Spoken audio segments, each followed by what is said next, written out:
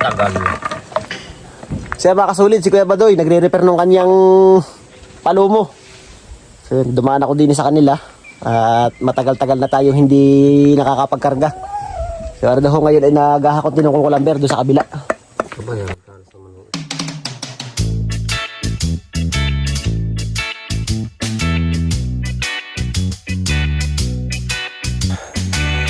So yun, magandang araw po sa inyo lahat mga kasulid, mga kaprobinsya. So yan, araw na po ng Sabado ngayon. At tayo ho ay isang linggo nang walang trabaho. So ang ating nga ho palang lakad ngayon ay doon sa Sitio Busal, sa aking lupang inaalagaan.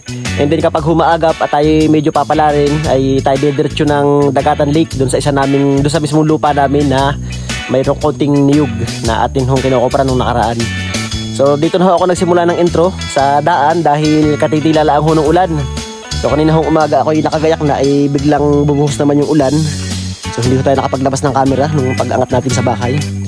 So tayo ho ngayon ay nandito na sa may malapit sa ilog nung Bukaw-Kaw na dinadaanan kapag bago mo marating yung Sitio Busal, yung elementary school. So dito ako nag-intro sa daan. Kung natatandaan nyo itong daang ito, ay ito ho yung daan halos hindi madaanan ng kabayo kapag buwan ng December o yung pag-Bermanso, pag tag-ulan. Ito ho yung mga nakaraang vlog natin na halos lumubog na yung tiyan ng kabayo. Dahil ho ito ho yung pathway namin na putol-putol na. So simula ho dun sa daan kanina dinaanan natin. So hindi ho tayo nakapag-intro doon at maambon. Dito na ako nag-intro sa mismong gitna na lalakada natin papunta naman ng Busal. Yan, medyo maganda naman ho yung daan ngayon dahil halos isang buwan ng init dito sa amin ngayon. Kaso nga lang ho ay umambon kaninang umaga. Dumulas yung daan. Pero ngayon ho ay okay na. So yan mga kasulid, maraming salamat nga po pala sa patuloy na pag-share ng ating mga video at sa mga nagpa-follow po sa ating FB page at sa pag-subscribe sa ating YouTube channel. So maraming salamat po sa inyong lahat. So sana po ay nag-i-enjoy kayo kahit paano. So kahit ho tayo hindi masyadong magaling mag-vlog ay ipinapakita ko lang ho sa inyo yung mga lugar dito sa amin. So ang atin nung pupuntahan ngayon ay yung Sitio Busal Elementary School. Yun ho yung ating mismong dadaanan ngayong araw na ito.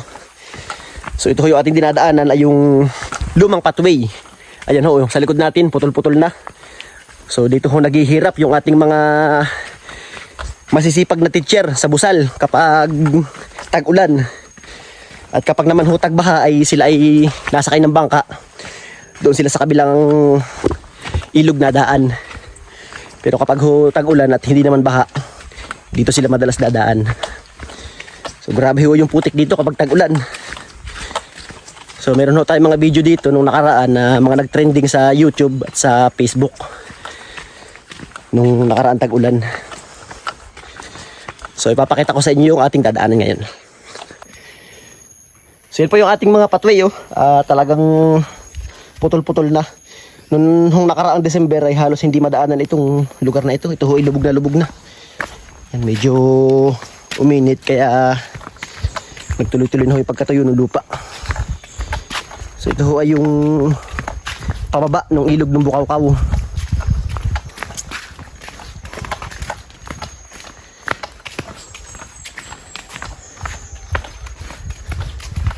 Ayan, medyo madulas.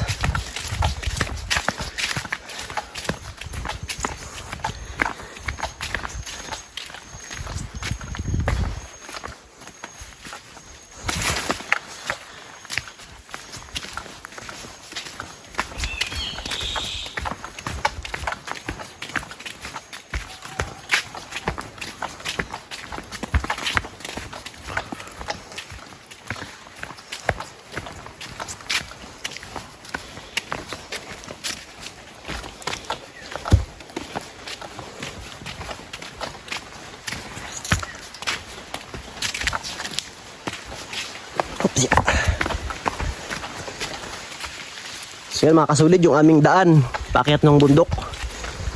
Dito sa lugar namin ay maraming nadaang mga produkto ng nyug, kaya ho ng kopra at nyug na buo.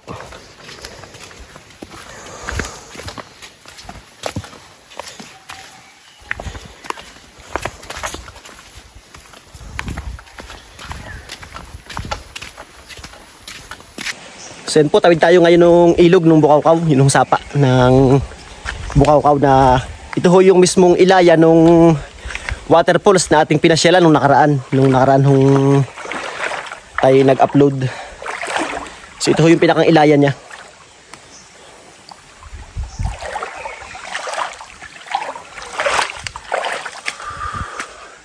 O, diba mga kasulid, napakalayo ng lugar namin. So dito ho ay, ito na rin ho yung mismong dadaanan natin kapag dediretso tayo nung Dagatan Lake, doon ho sa amin.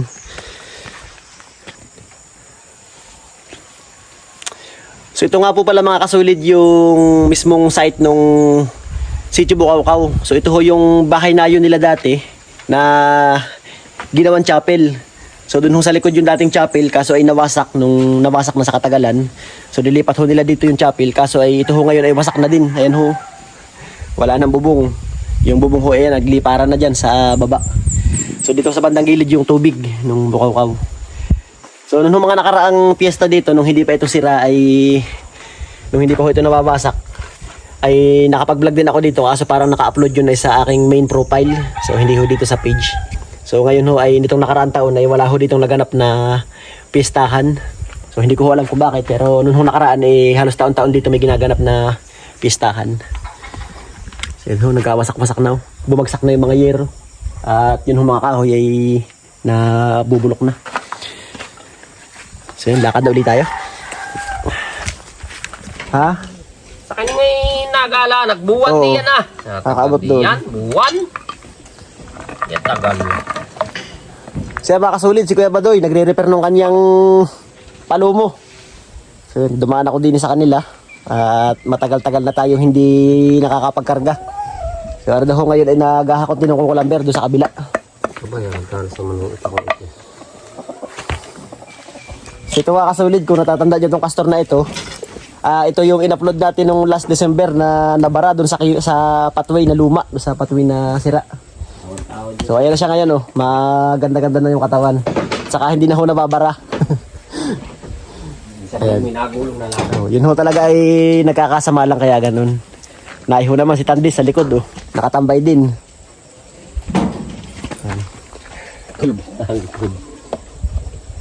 Kulubot ang likod. Na Ang mga pala ito Aljon. Oh. Ano?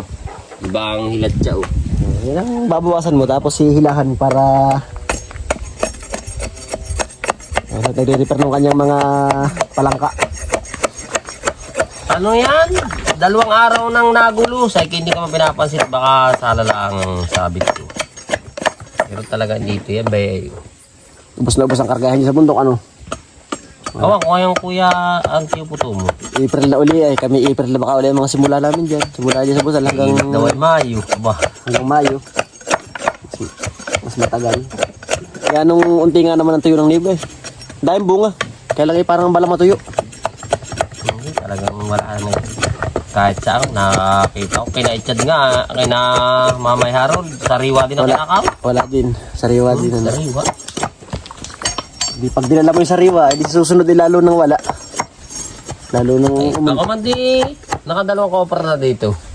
Kinopra ko na liyan na. Walang panggandi yung isang tao nung isa. Tirahin ko ulit. Pag may isang buwan ay pwede na naman. Pili na ay nakakalog. Pero matataglan. oh, matatagalan. Ito nga sa akin ay baka 6 na buwan at ito'y binayada ni Tutoy yan ay. Ano ito? Yung castor na nung uno. Ay, wala na akong utang. Kaya Tutoy ako may utang. Bali, parang kanya na yan. Castor. Magaling pala sa ila yan. Araw-araw mo yata ito dun ano? 7. Araw-araw ko din oh. Sa 7. Isang baba nga naman ay 700. Ay, nabara pa nga yung Anong malaki? malaki hindi. Bali wala ako tsinta pag-uutsinta. Hindi naman ari. Sabihin mo tiko 80 doon. Oy, di bali wala. Baka utsinta. Ang mahirap lang naman yun, yung lusong ano. Hindi nadadali. Sa sobrang lusong doon sa kay Marlon. Kaya nga yung lusong, Tirikay. tirik na tirik. Ay, siguro yung sayat yan. Hindi pa lang kahit ay yung ganito. Oo. Hindi ko na mababawasan pa. Ay, ito talaga yung paluto. Singahan naman ako ng lipstick na ito. Dito nalalaki ang katawan nitong kabayong ito. Kaya babalik-balik sa dagatan. Nababagas naman di. Kaya nga. Hindi, wala naman akong damo ngayon eh. Kaya ganyan ang mga katawan. Ubus na yung saging. Saging ang patuka. Kalimit naman yung saging. Saging at pids. Oo. Isip ko pa itong hahat ko. Singahan pa ako. Wala namang operate ngayon eh. Tigil. Wala nga, wari ko wala na ubo ngayon. Wala, pahinga sila, pahinga. Lahat naman eh. So yun mga kasulid, bali mag-iisang oras na ho tayo naglalakad. Medyo natagalan tayo dahil napatambay nga tayo dun kay Kuya Badoy sa kanyang bahay.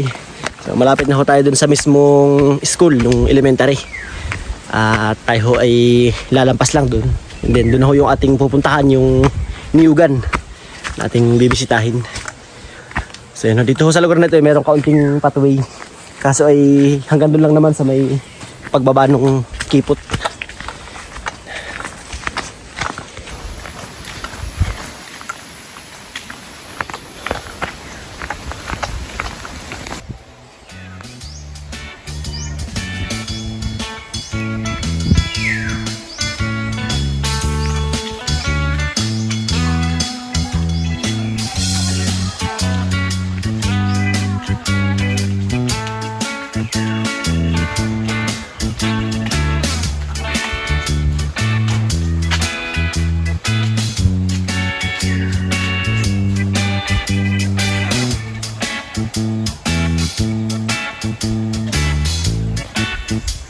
So mga kasulid, yung ating dadaanan, yung Sitio Busal Elementary School. So, medyo tahimik po ngayon at araw po na Sabado ay wala akong pasok. So nung nakaraan duman tayo dito ay may pasok pero hindi tayo nakapag-vlog at nagkaklase sila.